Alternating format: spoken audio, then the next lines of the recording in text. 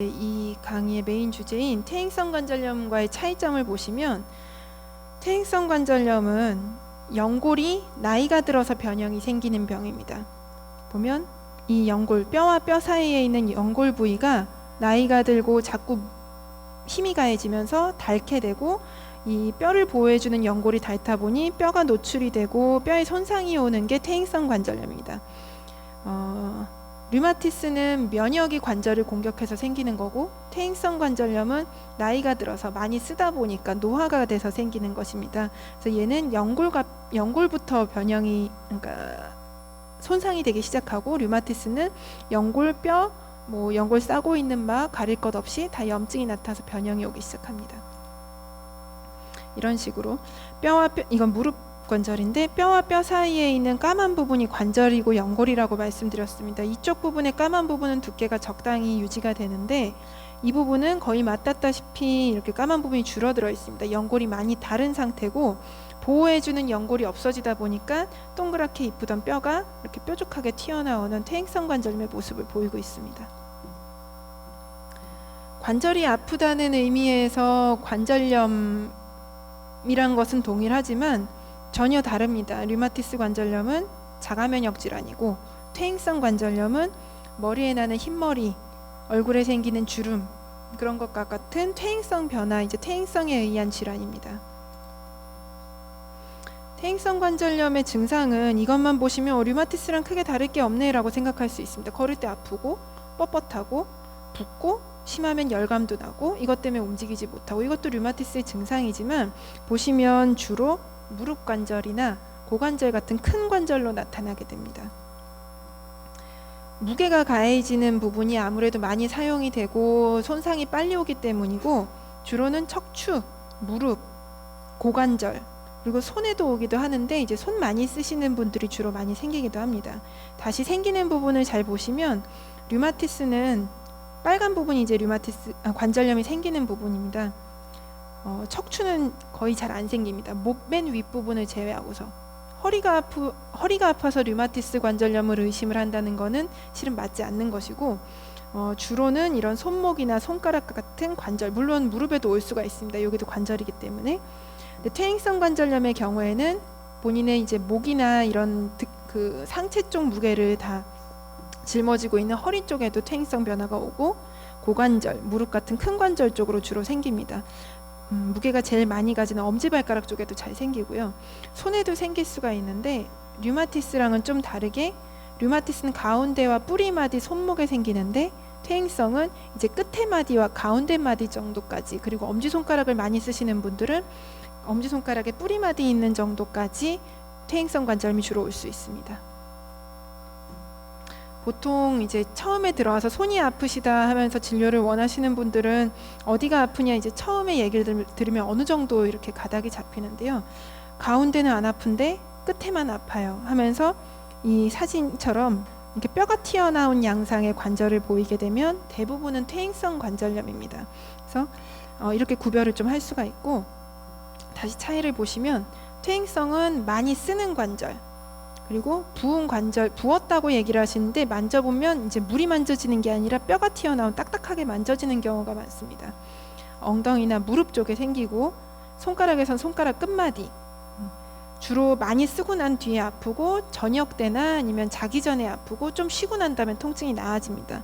류마티스는 많이 써서 생긴다기보다는 염증에 의한 거다 보니까 그냥 많이 쓰지 않았는데도 여러 관절이 아플 수가 있고, 부은 부분이 따끈따끈하고 말랑말랑하고 누르면 아픕니다. 손가락의 경우에는 손가락 가운데 마디와 손목 쪽에 많이 생기게 되고, 주로 많이 쉬고 난 다음에 자고 일어나서 또는 아침에 일어나서 더 통증을 느끼게 됩니다. 류마티스 관절염의 특징이 원래는 조조강직인데, 퇴행성 관절염도 조조강직이 있을 수가 있습니다. 조조강직의 뜻은 아침에 자고 일어나면 뻑뻑하다, 또는 낮잠 자고 일어나면 뻑뻑해서 처음에 움직일 때 잘 안 움직인다, 이런 증상을 호소를 하는데, 퇴행성 관절염에서도 나타날 수 있는 이유가 나이가 들어서이기 때문에, 관절은 보통 경첩에 비유를 합니다. 뼈랑 뼈 사이에 얘를 움직이게 만드는 거니까. 이게 새 거인 경우에는 문을 여닫는데 전혀 문제가 없습니다. 한참 동안 안 닫았어도 문제가 없는데, 이제 나이가 들고 많이 사용을 하면서 녹슬고 이게 오래된 경우에는 처음에는 삐그덕삐그덕 잘 안 다치게 됩니다. 한 몇 번 정도 이제 열었다 닫았다를 반복을 하면은 좀 그나마 수월해지는, 이것과 똑같다고 생각하시면 되고, 또 비교를 하는 게 이제 자전거고, 새 자전거를 사면 안 타다가 타도 전혀 문제가 없습니다. 처음에 굴러가는 게 문제가 없는데, 이렇게 오래된 녹슨 자전거를 타게 되면은 이 체인 부분이 다 녹이 슬어서 윤활제가 없다 보니까 처음엔 거의 잘 안 굴러갑니다.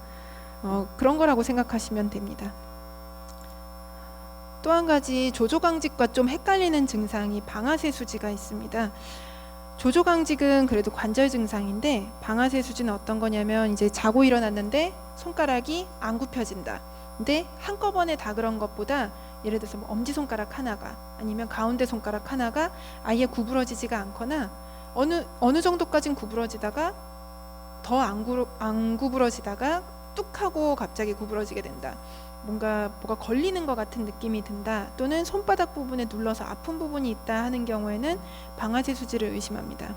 얘는 이 관절 부위가 아니라 관절 앞에 있는 손가락을 구부리는 근육에 염증이 생기면서 이게 주변 조직과 걸리는 것이고, 일반 관절염하고는 좀 다릅니다. 그럼 류마티스 관절염은 실은 걸리는 사람이 여러 가지 요인에 의해서 걸린다, 1%만 걸린다 라고 말씀을 드렸는데, 퇴행성 관절염은 누가 생기냐면 누구나 생길 수가 있습니다.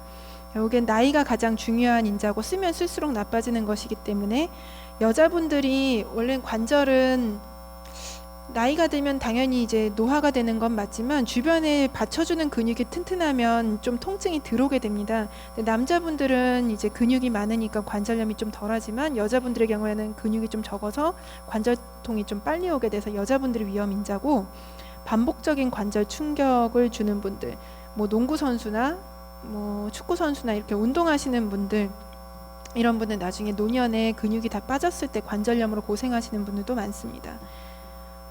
뚱뚱할수록 이제 무게가 많이 나갈수록 그 관절에 부담이 가니까.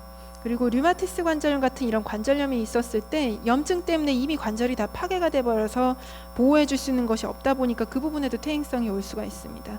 여기서 주목할 건 가족력인데, 그냥 노화에 의한 건데 가족력이 무슨 상관인가 라고 생각하실 수가 있습니다. 근데 어머님이 손이 막 뼈가 튀어나온 경우에 그 따님이나 아드님이 퇴행성 관절염으로 손이 튀어나오는 경우가 굉장히 많습니다. 그래서 내가 나중에 관절염으로 고생을 할 것인가를 보시려면 어머님을 보시면 어느 정도 알 수가 있습니다.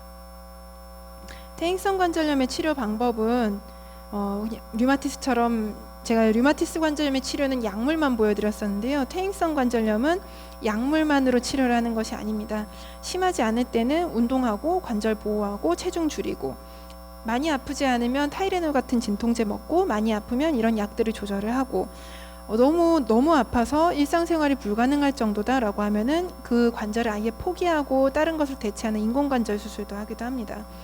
정리를 하면 류마티스는 약물 치료고, 퇴행성 관절염은 약물 치료보다는 이제 관절을 보호하는 일반적인 물리 치료를 주로 하게 됩니다.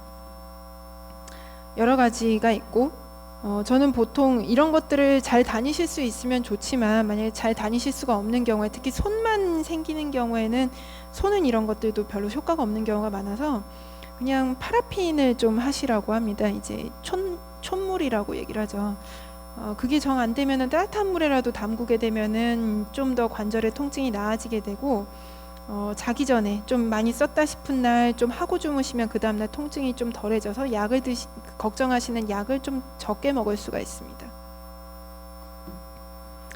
뭐 재활운동, 운동치료 여러 단계가 있는데, 심하지 않고 뭐 무릎 같은 관절이 아플 때 심하지 않으면 그냥 가볍게 산책하고 경보하거나, 나는 걷기가 좀 힘든데 무릎이 아파서 라고 하시면 자전거를 타시거나 아니면 아쿠아로빅이나 수영 같은 걸 하시는 게 좋습니다. 난 자전거도 타기 힘들 정도로 근육도 없고 너무 힘들다 그러면 그냥 누운 자리에서 무릎 굽혔다 폈다 하기, 아니면 앉은 자세에서 다리로 벽 밀기, 이런 식으로 근육 운동을 하시는 게 좋습니다. 약은 이런 약들을 쓰게 되고, 앞에서 복잡하게 나왔던 류마티스 약에 비해서 굉장히 단순합니다. 가끔 골관절염과 퇴행성 관절염은 동일한 명칭인데, 퇴행성 관절염으로 효과가 없는 경우 류마티스 관절염이 피검사에서 안 나오는 류마티스 관절염을 생각하고 치료하는 경우도 드물게 있습니다.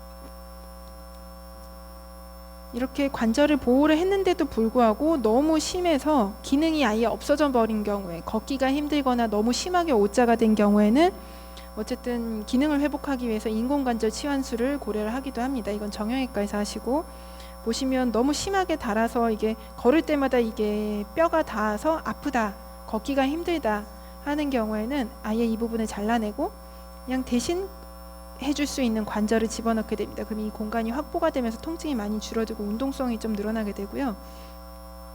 고관절의 경우에 이 부분이 고관절입니다. 이제 뼈랑 뼈 사이에 까만 부분이 연골이고 관절이라고 얘기를 했는데 이게 왼쪽이거든요. 그 왼쪽 부분 보시면 까만 부분이 거의 없고 하얗게 이제 그 변해 있는 것을 볼 수가 있습니다. 통증이 굉장히 심하기 때문에 이런 식으로 인공관절을 하는 경우도 있습니다.